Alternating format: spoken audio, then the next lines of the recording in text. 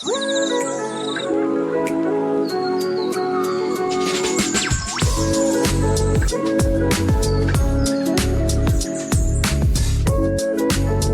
means a person of the land, right? Especially in French, peasant. And as soon as you ask smallholders in this country whether they feel like they're a peasant in that sense, they immediately say, yes, absolutely, I feel like a person of the land, and like I'm in a reciprocal relationship with land that I have to care for.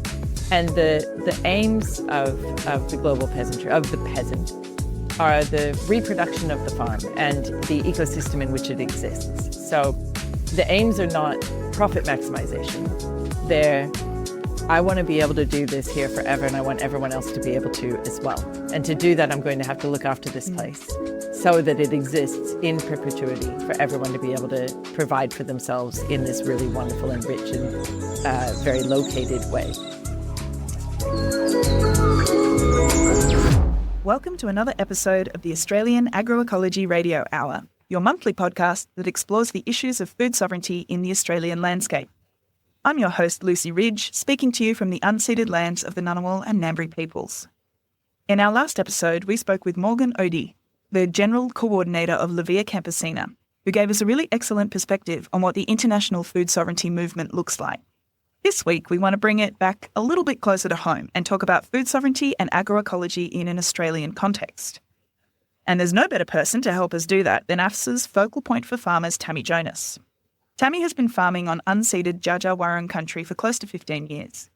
Jonai Farms grows uncommonly delicious pork, beef, and they also share their land with Indigenous-led market gardeners, Tumpanyeri growers. Welcome, Tammi. Thanks, Lucy. So, Tammi, we wondered if we could start off by asking you, what's it like on Jonai Farms at the moment? What have you been noticing on country lately? Oh, well, we had a little bit of rain a few days ago, and about a week earlier, there was a big downpour.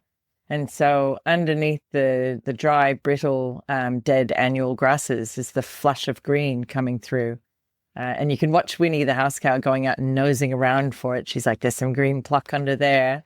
Mm-hmm. And yeah, the market gardeners down at Tumpanyeri, they're really struggling with the extreme growth of weeds all of a sudden. So they're trying to stay ahead of that. Mm-hmm. But yeah, just the whole land feels a little bit of relief after what's been quite a dry, 6-9 months. So we wanted to ask you a little more about you. So what led you to start Jonai Farms, and what's driven you to grow the farms and be involved in the Food Sovereignty Alliance? How did you get here? Well, I think the simplest way to answer the why did we start farming here was that, I just thought you shouldn't treat animals the way they do in industrial agriculture. And I myself am from a cattle ranch in Oregon when I was young. And so for me, I wanted to be back on land, but I didn't want to be part of a system farming that was bad, in my view. And so the best way to come back onto land and live a more kind of agrarian lifestyle, like what I dreamed would be the good way to do it, was to raise some pigs on pasture and some cattle on pasture and make a living farming. And that impulse to raise pigs properly which was like that was the strong impulse of why we came to farm pigs. That leads you down the pathway of, oh, wow, if you're going to raise pigs properly, what happens when pigs are on one piece of ground for too long? Oh, you've got to care about the ground. You've got to care about the soil. You've got to care about how much grass there is and whether they're just destroying it or whether they're actually in a relationship that's benefiting that land. And then you just keep going and going, and you realize you need a butcher, and so you become a butcher, and then as those things arise, you realize how hard it is to do all those things. And so, especially when you're kind of an activist since you were a small child, you go, oh, we better be an activist in the food sovereignty movement now, because I had, to be fair, I'd been a keyboard warrior writing about food ethics already, even when I was in the city. But when I learned about the food sovereignty movement as a broader movement, not just a bunch of keyboard warriors like doing stuff individually, that there was a movement, that La Via Campesina is the largest transnational movement in the world, with like over 400 million signed up members. I was like, well, that's way better than being an individual at a keyboard. I'd much rather be part of something bigger than me and where people know more than I do, and I have a lot to learn as well as contribute. Yeah, definitely. We really enjoyed speaking to Morgan, and she spoke a lot about how it was a very hopeful movement because it's got that mix of sort of the broad political international movement and then the very sort of concrete, solid, tangible changes that you can see, on the ground on your farm. And I can see that kind of mirrored in your story. Absolutely. Yeah. So you've been part of AFSA for a long time now, and we've already talked a little bit about the origins of the food sovereignty movement in Australia with Jess in episode 1. But we wondered how you've seen the local movement grow in the time that you've been involved. Wow, it's profound the way it's grown because, I've been involved since the end of 2013, so it's a while. And from that original theory of change, which I'm pretty sure Jess spoke about already, where there was this idea amongst some of the founders that although the global food sovereignty movement was led by peasants and First Peoples, Australia being a highly urbanized country, it would make more sense for it to be an urban-led movement. And when I got involved, that was kind of the theory of change amongst most of the National Committee members. As more farmers got involved, you can imagine that started to shift on balance. And we kind of went, it is a very urban country, but food is still grown in the countryside. And that agrarian identity and connection to land and that Indigenous connection to land, those things still come from places where you're on land and you have to be in relations with it to produce, healthy food that's produced in good ways. So the theory of change, there was kind of a small ideological struggle, if you'd like, over that question for a couple of years, that reached a point where those who agreed with the global movement's theory of change stayed, and those who thought that we were getting it wrong kind of left, and continued with good work actually in urban spaces. So I think there's some really good work happening from people whose theory of change remains you've got to change the cities in a very urbanized country, and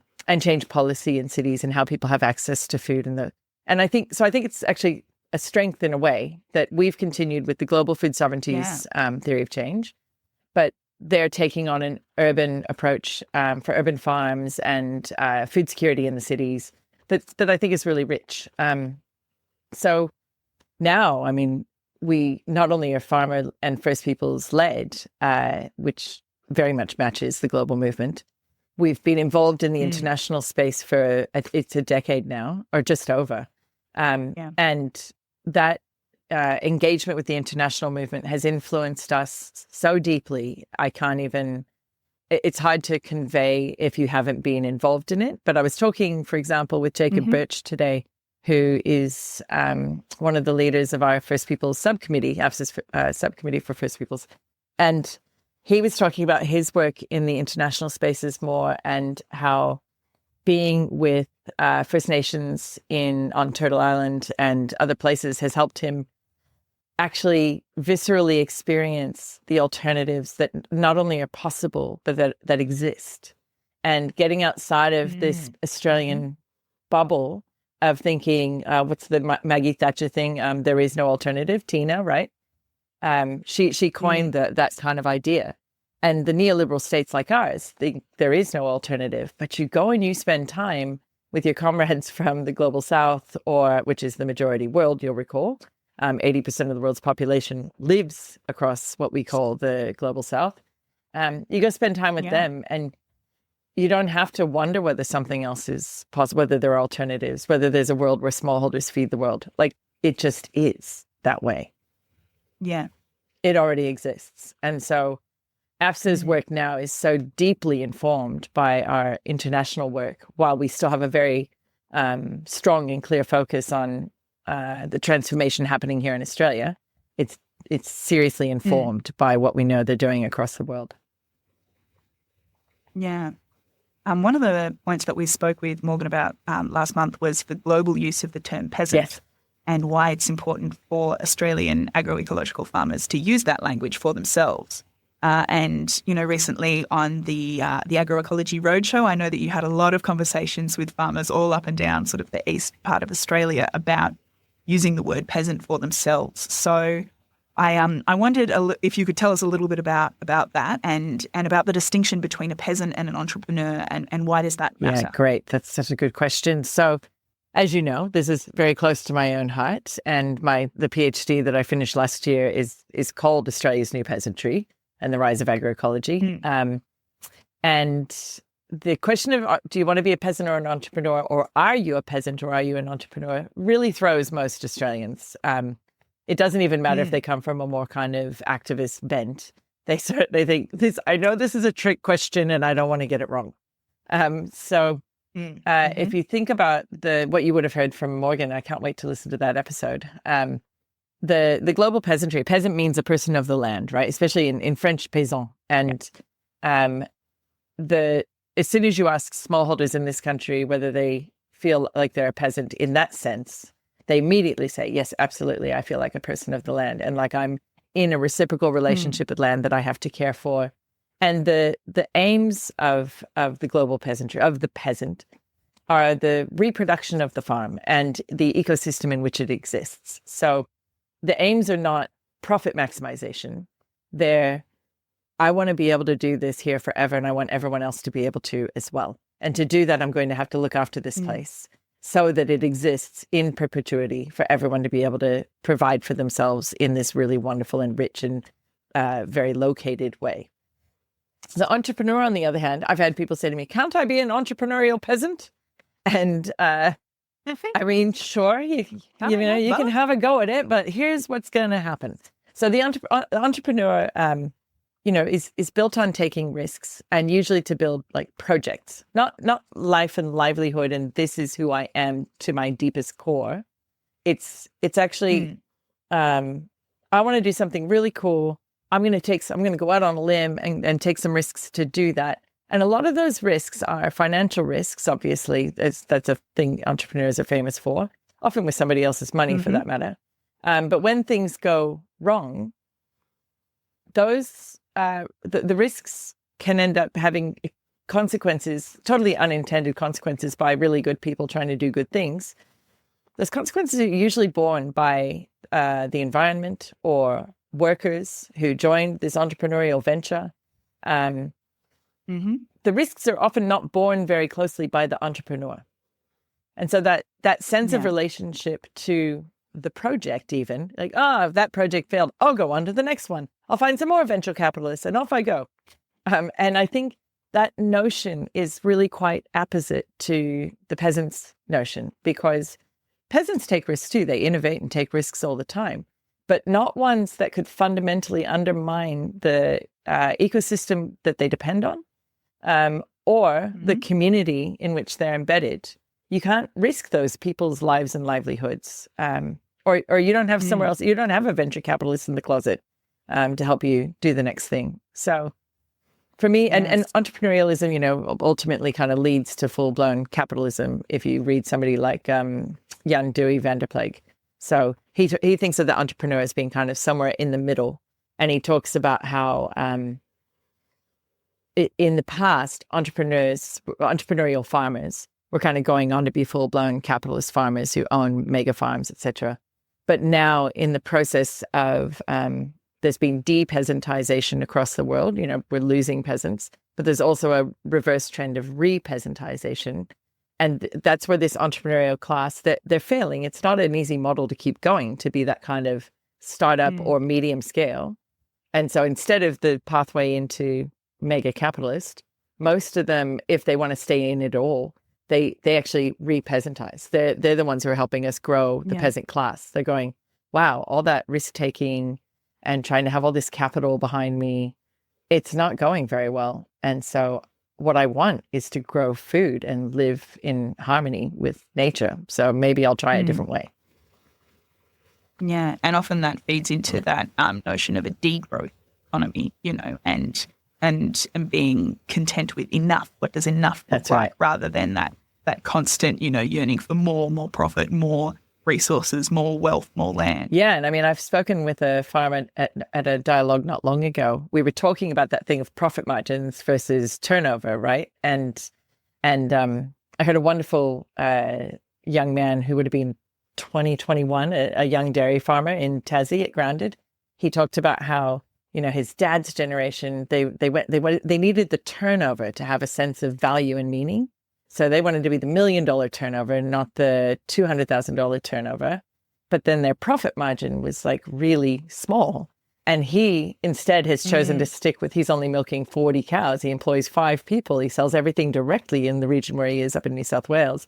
And his dad's sitting in the audience, proud as punch, like smiling and nodding about it. His son's doing it better than him, which I was really pleased to see. But I talked to another farmer not long ago who said, we talked about that example. And I said, our farm's like a $200,000 turnover farm, but we have a good profit margin so that we can live a decent living without that huge turnover. And he said, well, his turnover last year was 950,000 and his take home was 33,000. And it's like, how hard did you have to flog yourself to turn over 950,000 to only get 33,000 at the end of the day? Like, this is, again, a big difference of enoughness. And I don't care at all what the turnover is, as long as I can pay my bills and, have time to feed ourselves as well as others. That's enoughness for us, I guess. Yeah. And, and when you think about the difference between that 33,000 and that close to $1 million, where did that extra money go? And it's, it's going to middlemen, it's going to agrochemical businesses, when you think and about, a lot of fossil fuels just in hauling too many animals to the abattoir, actually. Yeah. At that point, are you actually running a business for yourself, or are you just running a business for, for those other multinational corporations? Yeah, that's really? right. Even though it's your own business, are you back in, that notion of the wage slave? Like, are you just drawing a tiny wage for very little joy? Yeah.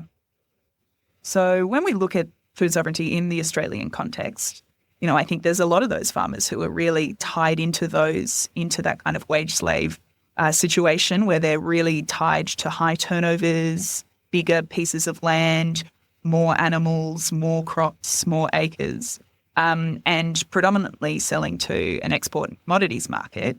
So what does a transition from this kind of market to a more localised and sovereign market look like? How do we get out of that Australian bubble and start to see that, another way is possible? Well, to a certain extent, the abattoir crisis is a tipping point, and you're about to watch how this is going to go, because many of those people who thought that they could play in those export markets are now losing. They're not big enough, really, and the more those companies vertically integrate, the less options the farmers who are happy to have their meat exported are going to have.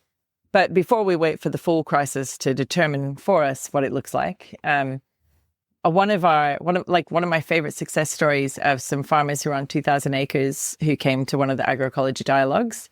They'd never tasted their own meat, and it had always just gone straight to the commodity market. And they can't. Wow, never tasted. Never, and this is a multi-gen farm. And so they were like, this isn't very satisfying. They're taken over from the parents now, and little kid on the ground, and like, we just actually don't want to live like this. We want to look after the land properly. That's going to take us some work to get more fencing in and move animals more quickly. This is a lot of land, but so what do we do with this many animals? And so they came to the dialogue, had the peasant and entrepreneur conversation, went away, and they're obviously on the path for this, but then they have, in the years since then, they've completely transformed the way they farm and the way they sell. They sell all of their meat directly now. They're part of the meat collective here at Jonai, and then with an intention to build a boning room where they are, because it's a little bit further than the direct locals, and in time a collective abattoir over there as well. And they're exiting the commodity market, but obviously you've got to destock. There's a time period to do that. But the plan is to just not be, at the whim of the sale yards anymore and sell everything directly. And so far, everything they produce, they can sell. There's people that want to eat their food. And so it's going really well. And because they're part of a collective, of all of us, we all use our networks to say, hey, these guys have a little bit more produce. And then boom, it's gone. So they're only one example that I've seen of some of those transitioning with the degrowth intention, of trying to downsize and look after their land and each other and have time to enjoy their life producing food together. And it's so interesting to me that you know, giving us this example, you can see that it started out as that them wanting to transform their own life, but it's turned into sort of a mission to transform the lives of other people in their community as well, right? With, you know, that collective action through selling directly to other locals. And I bet that first taste of their own beef tasted pretty damn. I reckon. I was there for it. It was really good. Yeah. That's a very special moment. And what a tangible change to be able to make as well. Yeah. So in the last episode, you hopped on to give us a quick update about the abattoir campaign. But what else is on the horizon for AFSA at the moment that people might like to know about? I mean, there's always a lot on the horizon for AFSA. There's currently there's the Agrarian Trust project, which is just amping up. We just got a bit of funding so that we've got a project coordinator in place who's been volunteering to do the work for ages, or over a year, and is now like employed part-time in the role. And for people who haven't heard of the Agrarian Trust before, can you give us a little That's a really good nudge. Thank you. So because access to land is such a foundational problem for growing our movement, we're in a country where land's so expensive and hard to access. We've been advocating for land sharing through FUPL, farming on other people's land, for about 5 or 6 years now. And hence, like from that actually came our land sharing agreement with Tampaneri. We know that that's not enough to get more people onto land. In particular, sure, you need to be in relations together to share land, we believe, but you can't expect everyone who needs access to land to know how to get in relations. So we need a more visible project to help those who would share their land and those who would like to share land find each other, if you like. So the Agrarian Trust is looking at things like community land trusts as a model of how we put land into trusts. So it's assured to be farmed in agroecology-oriented ways forever, and gives secure tenure to anyone who farms on that land, be they older or retiring farmers or landholders, or new entrants to farming. So everyone gets the same kind of right to secure tenure if they enter into the agreement in the Agrarian Trust land. We're right now working on what the governance will look like for the model. And then also questions of funding. There's already an existing Agrarian Trust in the US. There's a great deal more philanthropy in America than there is here. And so they have even been able to buy land with philanthropic funds. Here, we're not really pursuing that line immediately. We're more interested in finding existing landholders who might be willing to put their land into trust to then share with others. So a different kind of donation, if you like. It's a sharing model. So the Agrarian Trust I think it's going to have a good year of increasing the profile, working out the governance model, and hopefully getting some properties actually put into the trust maybe by the end of the year or middle of next year. And then our current kind of interest we're just starting on is a water campaign, because we know we get a lot of inquiries from smallholder, like market gardeners, about fair access to water rights. And 3 that came up in Victoria recently were all quite different issues. One was a very small market gardener, Annie Smithers. She's been on the news talking about it. Her market garden just supplies her own restaurant in Trentham, and she had been extracting water from her 23 megaliter dam, which is a spring-fed dam. And then somebody turned her in, and she didn't know she needed a license to do that. So she went, oh dear, okay, well then I will get a license. But found that she couldn't buy any allocations because the speculation on the water market is so extreme that there are no rights, there are no allocations available. So I did a bit of digging. And that's been quite a high profile case, I think. It's a very high profile case. Lots of people have become really invested in that. Yeah, I mean, Annie's a celebrity chef, right? And she's and she writes beautiful books about the importance of growing food with love to feed people. You know, she's amazing. Yeah. And she extracts like a megaliter a year. Like, I don't know if people understand how little that is, but compared with, there are water rights that are like 3,000 megaliters a year. Like, it's, a meg is nothing. We have 2 here for Tampaneri. It's a tiny fraction of what Coca-Cola extracts from under our region to put into plastic bottles and sell back to you as deep spring water.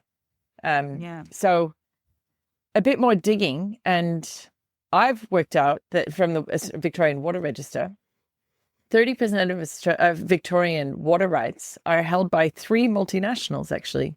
One's like multinational agribusiness landlord. So they own a lot of the water rights up on the Murray, and then they contract that out to the farmers. They sell it to the farmers who are contracting land from them. And then the other 2 are private equity firms. And so there's a couple possibilities of what they're doing with it. They could just be sitting on it and trading it in the market, or they could be selling it to farmers at a like extremely inflated prices. So they play the market so fast. So I've just been reading Sold Down the River by Scott Hamilton and Stuart Kells. And I've had a nice conversation with Scott actually about this, because I'm trying to understand it better so AFSA can work out how to join with people like him on a campaign around water.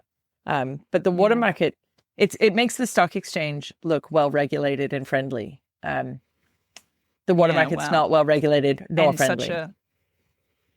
And such an important resource in what can be such a dry country. Yeah, and so the Murray-Darling Basin, the way they design the market, everything below the Barmah Choke, which is just near Albury, Wodonga, for those who know the region, down further downstream, was not as heavily irrigated when it was mostly dairy, and then there was citrus for a long time, but now it's mostly almonds. That's the main thing, and they're in our context, the way they're grown in Australia, they're really, really water hungry, but that water should be being held and used more responsibly all the way along the river, instead of sold to the highest bidder, who then can export all of those almonds. I mean, they're not all exported, but a lot of them are.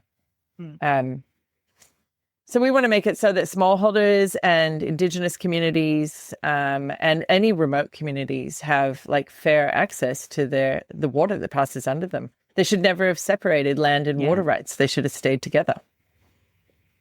Yeah, absolutely. And some very complex but worthwhile and very meaty issues. It's super complex. That book is amazing, but for somebody who doesn't have a strong head for like financial markets, it's a tough read.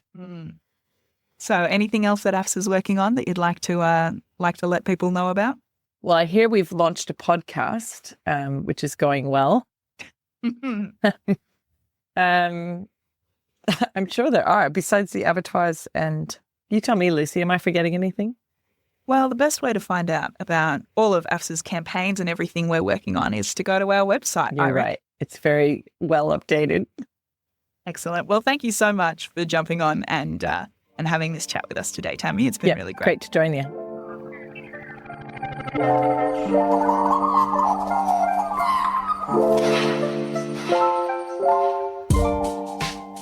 Thank you for listening to this episode of the Agroecology Radio Hour. If you'd like to support AFSA's work, please head to our website, afsa.org.au, where you can become a member or follow the Australian Food Sovereignty Alliance on social media. You can also sign up as a subscriber to this podcast on buymeacoffee.com and contact us via our email address, australian.food.sovereignty@gmail.com. Thanks to our producer, Ivan Blackett, and our guest, Tammi Jonas. We'll put relevant links in the show notes if you'd like to know more about Jonai Farms and AFSA's ongoing work, the Agrarian Trust, the Abattoir Campaign, and the Campaign for Water Rights. And of course, please share this podcast with your networks so you can help grow the food sovereignty movement in Australia and beyond. Viva!